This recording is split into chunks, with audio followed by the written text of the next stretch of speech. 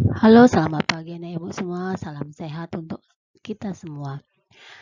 Kita bertemu lagi dalam pembelajaran masih dengan bab 1, yaitu proses penetapan Pancasila sebagai dasar negara.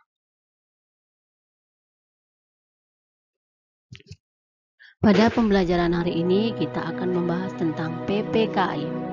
PPKI adalah Panitia Persiapan Kemerdekaan Indonesia atau dalam bahasa Jepang disebut dengan Dokuritsu Jungi Rinkai yang dibentuk pada tanggal 7 Agustus 1945, diketuai oleh Insinyur Soekarno dan Wakil Ketua Dr. Andus Muhammad Hatta. Setelah kembali ke tanah air pada tanggal 14 Agustus 1945, Insinyur Soekarno mengumumkan bahwa Indonesia akan merdeka dan kemerdekaan itu bukan atas pemberian Jepang, melainkan hasil PPKI beranggotakan 21 orang. Kemudian atas kehendak bangsa Indonesia sendiri, anggota PPKI menjadi 27 orang yang berasal dari dalam asli Indonesia.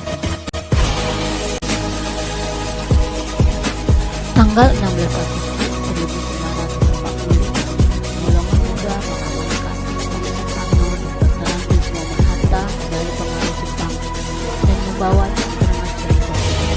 Di sanalah mereka menuliskan teks proklamasi Bunga Laksamana Muda dan Rosina Ibu Perwira Tinggi Angkatan Laut. Lalu pada tanggal 17 Agustus 1945 pukul 10 WIB, Insinyur Soekarno membacakan teks proklamasi di kediamannya sendiri, yaitu di Jalan Kebangsaan Timur nomor 56 Jakarta. Lalu pada tanggal 18 Agustus 1945 mereka mengadakan sidang yang pertama, yaitu 1. Menetapkan Undang-Undang Dasar Negara Republik Indonesia tahun 1945 tadi adalah tercantum rumusan sila-sila Pancasila sebagai dasar negara. 2. Memilih presiden dan wakil presiden, yaitu Soekarno dan wakilnya yaitu Dr. Andus Muhammad Hatta. 3. Membentuk Komite Nasional Indonesia Pusat. Semangat pendiri negara dalam merumuskan dan menetapkan Pancasila sebagai dasar negara. Nah, semangat adalah tekad dan dorongan hati yang kuat untuk menggapai suatu keinginan tertentu. Semangat kebangsaan adalah cara berpikir, bertindak, dan wawasan yang menempatkan kepentingan bangsa dan negara di atas kepentingan individu dan golongan. Semangat kebangsaan sering juga disebut dengan 1. Nasionalisme dan 2. Patriotisme. Apa sih nasionalisme itu? Nasionalisme adalah suatu paham yang menganggap bahwa kesetiaan tertinggi atau setiap pribadi harus diserahkan kepada negara. Nah, nasionalisme ini ada 2 artinya, yaitu nasionalisme dalam arti sempit atau sering juga disebut dengan Chauvinisme, yaitu perasaan kebangsaan atau cinta terhadap bangsanya yang sangat tinggi atau berlebihan, sebaliknya memandang rendah terhadap bangsa lain. Yang kedua, nasionalisme dalam arti luas atau positif, yang berarti perasaan cinta yang tinggi atau bangga terhadap tanah air dan tidak memandang rendah terhadap bangsa lain. Nah, apa sih patriotisme itu? Patriotisme adalah semangat cinta tanah air atau sikap seseorang yang bersedia mengorbankan segala-galanya untuk mempertahankan bangsa.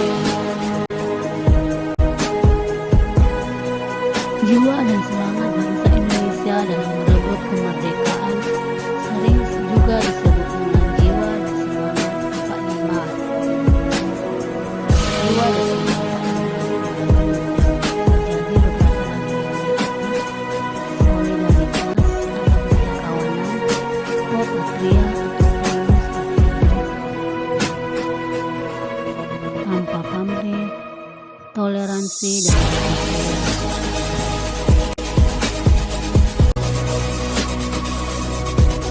Nilai-nilai komitmen pendiri bangsa yang terkandung dalam Pancasila, yaitu yaitu 1. Semangat persatuan, kesatuan, dan nasionalisme.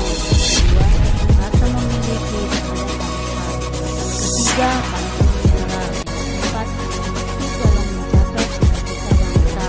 Yang kelima, menempatkan kepentingan negara atas kepentingan pribadi atau golongan. Yang keenam, mengutamakan persatuan dan kesatuan. Yang ketujuh, mengedepankan musyawarah. Yang kedelapan, menghargai pendapat orang lain. Dan yang kesembilan, tidak memaksakan kehendak. Nah, itulah nilai-nilai komitmen pendiri bangsa yang terkandung dalam Pancasila. Bentuk-bentuk komitmen para pendiri bangsa yaitu 1. Berbeda-beda tetapi satu cita-cita. Yang kedua, bersatu dalam perbedaan. Yang ketiga, nilai kebersamaan dalam perumusan Pancasila. Yang keempat, musyawarah. Yang kelima, menghargai perbedaan. Dan keenam, toleransi.